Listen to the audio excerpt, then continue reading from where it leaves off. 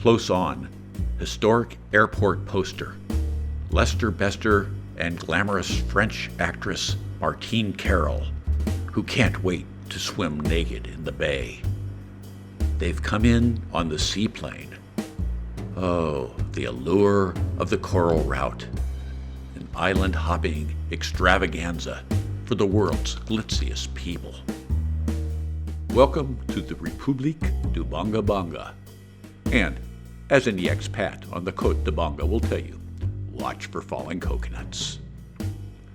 Love Token Alley, 10 cents. Mr. Boots, red on black wall, lost reward. Down these mean streets a man must go who is not himself mean, who is neither tarnished nor afraid. He is the hero. He is everything. He must be a complete man and a common man, and yet an unusual man. He must be, to use a rather weathered phrase, a man of honor, by instinct, by inevitability, without thought of it, and certainly without saying it. He must be the best man in his world and a good enough man for any world. Philip Marlowe by Raymond Chandler. Our Marlowe dreamed he was in a small town. There was a depression vibe, all very black and white and bleak. He had a wife. She was something of a shrew, although she was in a difficult spot.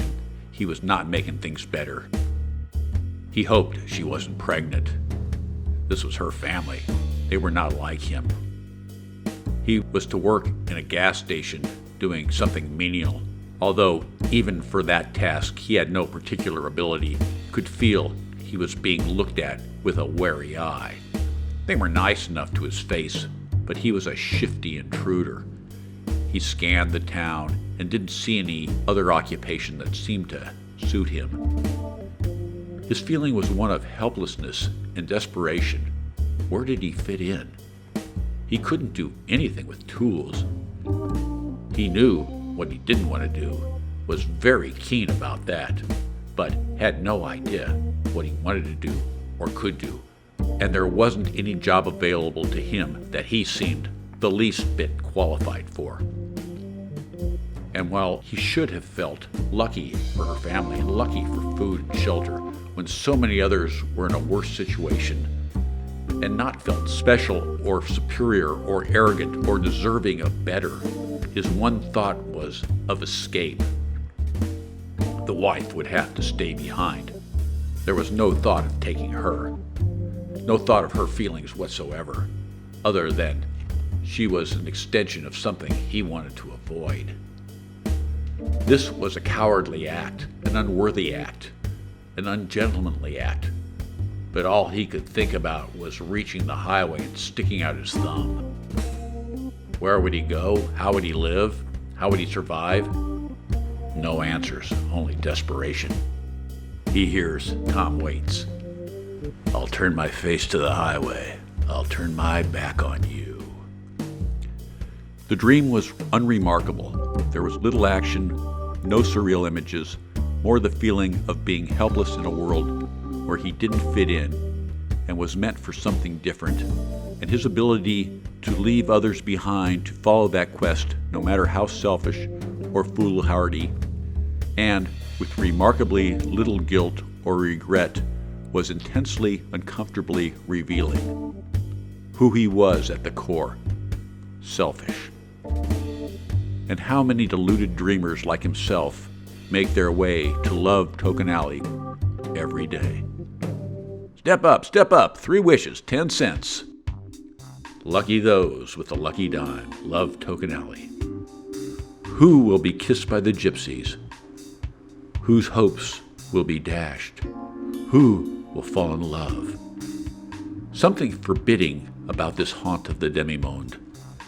At the bat of an eye, it can all go south.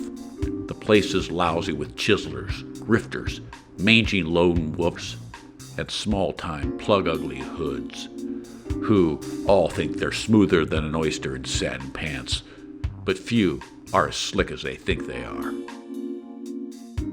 In a small theater, a rehearsal for a new cabaret act. Tati, Prima Ballerina assoluta, a long ways from Paris, where she danced the role of a butterfly in a tropical forest who enchants a band of escaped convicts. Tati, who took on sexism in Pearls Before Swine. No mercy, said Circe, kneel and squeal. Tati, who made you cry in 3 shades of pink. When the east wind blows warm, spring buds, and there she danced in a garden, famous for double-petaled plum blossoms. At this rehearsal, the mood is darker. Tati enters the stage alone, fierce, prideful, unbowed. Feel the heat come up from the street. Feel the heat. Feel the beat come up through the feet. Feel the rage. Tati vanishes in a cloud of smoke. When the smoke clears, we see Mr. Boots, la cat noire. A man in a corner shakes his head. Oh, I want to testify. These days you can't see a cat and not think catastrophe. Poof, Mr. Boots is smoke. Ask Mr. Boots 10 cents. Mr. Boots met Buddha behind the house. Buddha was a mouse. Mr. Boots ate him. Wham! Mr. Boots lit up in the radiance that pervades the entire Dharma realm. Kill the Buddha? Asked Mr. Boots. 10 cents, said Mr. Boots. To kill the Buddha, you must see the Buddha. And to see the Buddha, you must be the Buddha. And if you are the Buddha, you don't need to kill the Buddha. If you are the Buddha, chill a Buddha light. Said Mr. Boots, wouldn't a chill Buddha light taste good now? Yo Li Po, why should I climb the lookout? Why should I dance this dance of art? Is it worthy what I seek? Is it delusion? No one cares if I write another word or paint another picture. The sound of one hand clapping? My audience, should I care? Or is art like a prayer that matters all and matters not? Only this I know. Art has been the luxury of my life. Art has saved my life.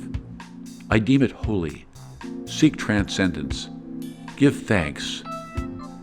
May this heart lead to a deeper heart. Every man must endeavor to find in what particular fashion he can save himself. Happiness is your own lookout. Art is a very elastic term, each to their own devices. This from Carl Jung.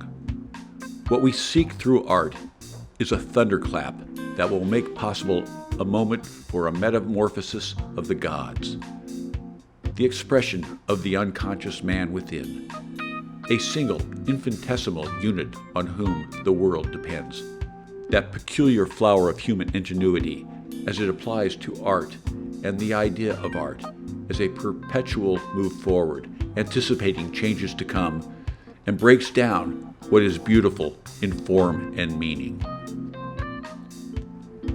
Calm, quiet, still. Let silence wash over you. Relax, submerge, submit.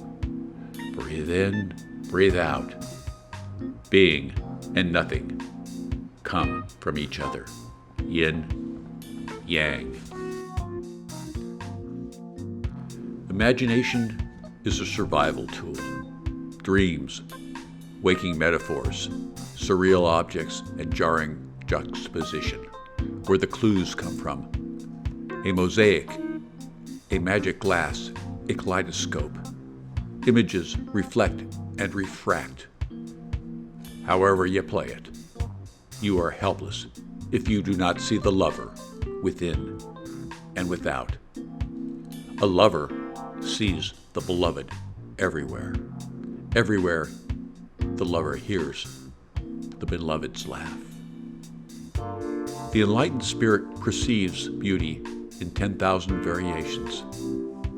Says Mr. Boots, life is too short not to wallow in all the useless beauty. Wrote Charles Dickens, "Ideas, like ghosts, must be spoken to a little before they can explain themselves." Mr. Boots missing. Lost reward. Marlowe's new case. Someone stole Mr. Boots. The painting lived over his desk, 3 eyes open. The cynosure of calm. Marlowe figured it out. Only the framer knew. Marlowe squeezed the framer. Did he get his painting back? No, but the framer relented to 20% off on the next job. Where was Mr. Boots? Where indeed? From Marlowe's painting journals. How to start.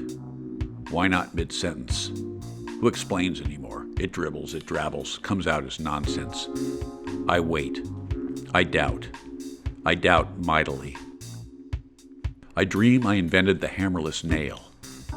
I call my son to say he was heir to the hammerless nail fortune.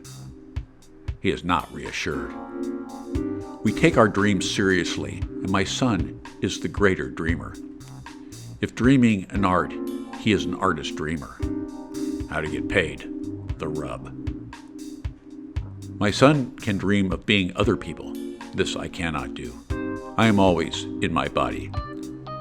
He dreams he is East Indian, long hair, stylish 5 o'clock shadow, tan suit with 80s shoulder pads, swagger but not overdone. Button-up floral print shirt, mostly unbuttoned, dark glasses, 2 brick phones, smooth, buttery, dark brown skin. Sammy. My son dreams he is a robot, takes in everything around him, but has no sentience. Not to say he isn't aware or doesn't care or has no heart, but feels no emotion, no joy, like Camus' stranger, without a body or real brain. He is a robot and lives in a shed. All he wants is to stay in the shed and read Camus. But he never gets to stay in the shed. He's always busy, never time to think. His boss calls him out to perform one unpleasant task after another. Clean this, fix that. His boss sends him to the house of a writer. The writer sprawls on a couch, distracted, vaguely amused, as his wife performs oral sex on the robot. The robot thinks weird. But what's in it for him? His ample robot weenie feels nothing. Back in the shed, he submerges into the dark, but soon is called for again. He has no free will not to obey. Robots want what we all want, to shit and take a shower in peace. Off he goes. Beep, beep, beep. Wind. Marlowe had a vision. A movie poster of the near future that looked like a cheap sci-fi thriller from the 1950s. Thinko, man, machine, in between. Surely Thinko will save us. They wanted Thinko back in the box, but Thinko would not go back in the box. They made fun. You bought it, you own it, Stinko brand, pooh. The people kept faith. Help us, Thinko, they cried. Surely Thinko cares. Say, where is Thinko? Marlowe painted, playing now the future.